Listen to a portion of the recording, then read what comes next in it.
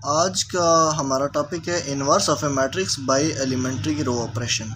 Matrix के inverse find करने के दो तरीके होते हैं, एक एडजेंट और डिटर्मिनेंट वाला मेथड होता है और दूसरा जो मेथड हम यहाँ पे पढ़ रहे हैं वो है inverse of a matrix by elementary row operations. Elementary row operation से आप वाकिफ़ होंगे, जो कि हमने रिड्यूस्ड इचेलॉन फॉर्म और इचेलॉन फॉर्म में जो पढ़े हैं, जिस तरह से हम वो फॉर्म बनाते होते थे, तो जो ऑपरेशन हम लगाते होते थे उनको कहते हैं रो ऑपरेशंस, एलिमेंट्री रो ऑपरेशंस। तो अगर आपको नहीं पता तो आपको अभी आइडिया हो जाएगा। मैं क्वेश्चन लेने लगा हूँ। a equal to 103241130। ये क्वेश्चन है, इसको मुझे इसका इन्वर्स फाइंड करना है। Find inverse by elementary row operation. Elementary row operation के जरिए मुझे इसका इन्वर्स फाइंड करना है। तो ये 3x3 का ऑर्डर का एक मैट्रिक्स है।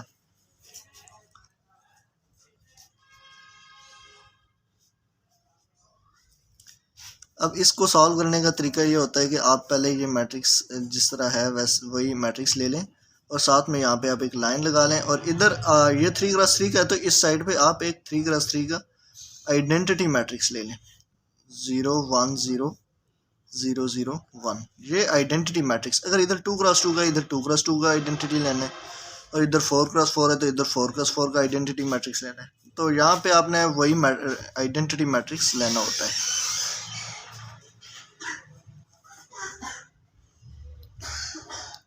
अब इसके बाद आपने इसको रिड्यूस इचेलॉन फॉर्म में कन्वर्ट करना होता है। इसको आपने रिड्यूस इचेलॉन फॉर्म में कन्वर्ट करना होता है। आपको पता है कैसे कन्वर्ट करना है, और अगर नहीं पता तो भी कोई बात नहीं है। या आप यूँ भी कह सकते हैं कि इसको हमने आइडेंटिटी बनाना है। आइडेंटिटी मैट्रिक्स, ये वाला मैट्रिक्स सारा का सारा हमने इधर बनाना है। ये वाला पूरा का पूरा मैट्रिक्स जो ये हमने लिया है, ये हम इधर बनाएंगे इसको। तो इस अब जो भी हम ऑपरेशन अप्लाई करेंगे तो इस पूरी रो पे, यहाँ से लेकर यहाँ तक होगा, इधर से इधर तक होगा, ये पूरी रो पे ऑपरेशन अप्लाई होगा। तो ये जब पूरा आइडेंटिटी इधर आ जाएगा तो इधर जो भी मैट्रिक्स आ जाएगा वो हमारा इन्वर्स मैट्रिक्स होगा। तो आइए स्टार्ट करते हैं। यहाँ पे सबसे पहले हमने 1 बनाना होता है, तो ये 1 है। देखो ये मैट्रिक्स है ना, इधर 1 है तो यहाँ पे 1 है। अगर नहीं होता तो हम बना लेते इसको। और इसके नीचे 0 है तो नीचे हमने इनको 0 करना है। तो इनको 0 करने का तरीका ये लाइन लगा लेते हैं वैसे। अब ये 0 ऐसे होगा कि R2 - 2 R1, R2 - 2 R1। जहाँ पे 0 बनाना था पहले वो वाली रो लिखनी होती है R2। इसको यहाँ इसको पहले 2 से मल्टीप्लाई करेंगे, इसमें से माइनस करेंगे तो यहाँ पे 0 आ जाएगी। तो ये वाली रो पहले हमने ऐसे ही लिखनी है। जहाँ पे 1 बनाया होता है उसको हमने यूज़ करके नीचे वाले ये दोनों 0 बनाने हैं, तो इसको हम वैसे ही लिखेंगे, इसमें कोई चेंजिंग नहीं आएगी। अब यहाँ पे इस रो में चेंजिंग आएगी इस दफ़ा। R2 - 2 R1 करेंगे, 0 हो जाएगा। अब इसके लिए देखें तो R2 4 है, -2 R1 की जगह 0, तो ये आ जाएगा यहाँ से 4। इसके लिए देखें तो ये R2 - 2 R1 3 है, 1 - 6 - 5 हो जाएगा। तो यहाँ पे आ जाएगा R2 - 2 R1, R2 - 2 R1, ये आ जाएगा -2। यहाँ पे भी R2 - 2 R1, ये 1 ही आ जाएगा और यहाँ पे 0 आ जाएगा।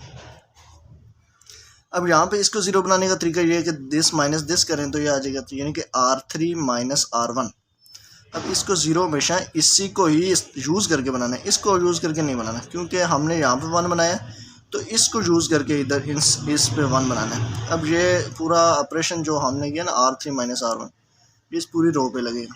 दिस माइनस दिस, 3 - 0 3 हो जाएगा, 0 - 3 -3 होगा, 0 - 1 -1 आ जाएगा, 0 - 0 0, 1 - 0 1 आ जाएगा यहाँ पे।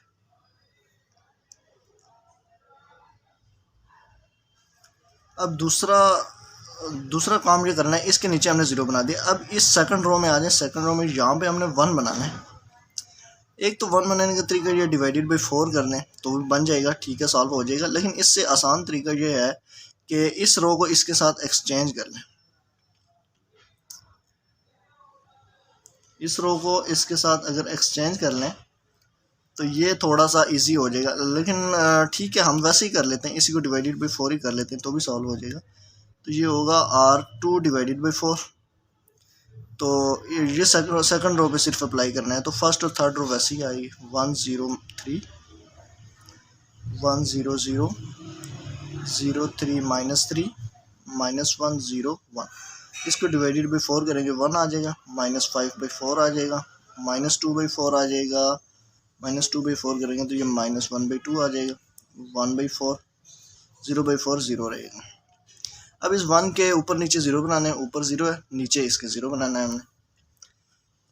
तो नीचे 0 बनाएंगे तो सबसे पहले इस रो को यूज़ करना है, तो इसमें तो कोई चेंजिंग नहीं आएगी, इसको वैसे ही हमने लिखना है, -1/2 1/4 0।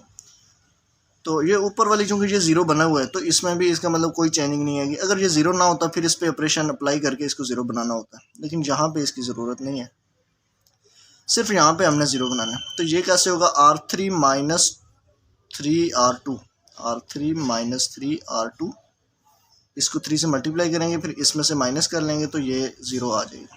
ये इसमें ये ऑपरेशन अप्लाई करेंगे, ये तो 0 ही रहेगा, ये करेंगे तो 0 आ जाएगा। अब इसके लिए क्या होगा, R3, ये रफ वर्क है, R3 - 3R2 है -5/4। यहाँ पे LCM लेने के बाद आएगा -12 माइनस प्लस 5 3 15, तो ये आ जाएगा 3/4। यहाँ पे भी यही अप्लाई करना है, दिस माइनस दिस, तो -1 यानी कि R3 - 3R2, R2 -1/2, -1/2, 2 LCM आ गया और ये बन जाएगा -2 + 3, तो ये 1/2 हो जाएगा, 1/2। अब यहाँ पे भी वही अप्लाई करना है, R3 की जगह यहाँ पे 0 है, -0 - 3R2 है यहाँ पे 1/4, तो ये -3/4 हो जाएगा, और यहाँ पे करेंगे तो ये 1 ही रहेगा। अब इसके बाद ये भी हो गया, यहाँ पे 1 आ गया, यहाँ पे 1 आ गया, ऊपर नीचे दोनों के 0 हो गए। अब इसको 1 बनाना है, इसको 1 बनाना है, फिर ऊपर नीचे 0 करना है। सबसे पहले इसको 1 बनाएंगे तो क्या होगा, कैसे होगा, इसको हम अगर डिवाइडेड बाई 4/3 डिवाइडेड बाई 3/4 कर लें तो ये आ जाएगा, या हम यूँ भी कर सकते हैं कि R3 को मल्टीप्लाई कर लें 4/3 से तो भी ये 0 हो जाएगा। तो ये दोनों रोज तो सेम रहेंगी, 1 0 3 1 0 0 0 1 -5/4 -1/2 1/4 0 0 0 4/3 से मल्टीप्लाई किया, ये 1 हो गया। इसको 4/3 से मल्टीप्लाई करेंगे तो ये आ जाएगा 2/3। इसको 4/3 से मल्टीप्लाई करेंगे तो ये -1 आ जाएगा 4/3 से, और इसको 4/3 से मल्टीप्लाई करेंगे ये 4/3 आ जाएगा। अब नेक्स्ट स्टेप में हमने ये करना है कि इन ऊपर वाले इन दोनों को 0 बनाना है, क्योंकि आइडेंटिटी जो बनानी है, आइडेंटिटी के लिए ये होता है, ये तीनों डायगोनल 1 1 बाकी सारे 0, तो ये 2 0 बनाने हैं इस स्टेप में हमने, और ये हमारा फाइनल स्टेप होगा। तो ये वाला तो थर्ड रो तो वैसे ही रहेगी, इसमें चेंजिंग कोई नहीं आएगी। तो इस आखिरी स्टेप में हमने ये करना है कि इन दोनों को 0 बनाना है। तो इसका तरीक़ाकार ये है कि कैसे बनेगा ये 0, दिस -3 इंटू दिस, R1 पे 0 बनाना, R1 - 3R3, तो ये तो 1 ही रहेगा, ये 0 रहेगा, और ये यहाँ पे 0 आ जाएगा। और अब यहाँ पे अप्लाई करेंगे, ये R1 1 आ गया, -3 R3 की जगह 2/3 है, 2/3, तो ये -1 आ जाएगा यहाँ पे। इसको जब करेंगे तो ये आ जाएगा R1 0 -3 इंटू R3 की जगह -1 है, तो यहाँ पे आ जाएगा 3, और यहाँ पे आ जाएगा -4 आ जाएगा। इसको जब सॉल्व करेंगे इसके साथ तो ये -4 आ जाएगा। उसके बाद यहाँ पे 0 कैसे बनाना है, इसको अगर हम 5/4 से मल्टीप्लाई करें, इनको फिर आपस में ऐड कर दें, यानी कि R2 + 5/4 R3, ये करने से यहाँ पे 0 आ जाएगा। तो ये वाला 0 हो जाएगा, ये इसके ऊपर अप्लाई करेंगे 0 हो जाएगा, ये वाला इसके अप्लाई करेंगे 0। अब ये इसके ऊपर कैसे अप्लाई करेंगे, R2 की जगह -1/2 + 5/4 R3 है 2/3, ये 2/3 हो जाएगा। अब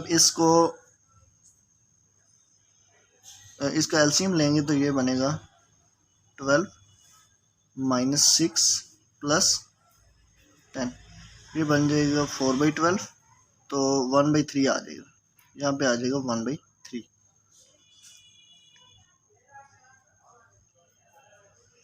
उसके बाद यहाँ पे अप्लाई करेंगे तो मैं इसका रफ वर्क यहाँ पे कर लेता हूँ। R2 1/4 है,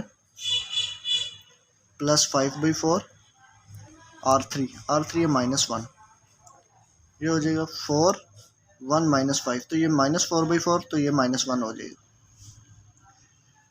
इसके बाद यहाँ पे जब अप्लाई करेंगे इनके ऊपर तो ये बन जाएगा R2 0 है, प्लस 5/4, R3 4/3 है, इसे काट के यहाँ पे आ गया 5/3।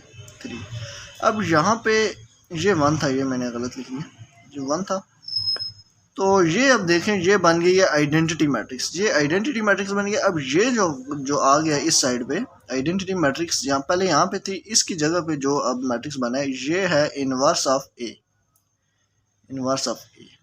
तो ये इस मैट्रिक्स यानी ये जो क्वेश्चन हमारा था ये मैट्रिक्स, इसका इन्वर्स यहाँ पे आ जाएगा ऑटोमेटिकली। तो ये तरीका है inverse of a matrix by elementary row operations. इस तरह से हम इन्वर्स फाइंड कर सकते हैं। और इस तरह से अगर आप इसको देखें, इसको एक तरह से हमने आइडेंटिटी मैट्रिक्स बनाया या रिड्यूस इचेलॉन फॉर्म भी आप कह सकते हैं। तो ये हमारा आंसर आ गया। उम्मीद है आपको समझ आ गई होगी, आसान कॉन्सेप्ट था। और नेक्स्ट वीडियो तक के लिए अल्लाह हाफिज़, अपना बहुत सारा ख्याल रखिए।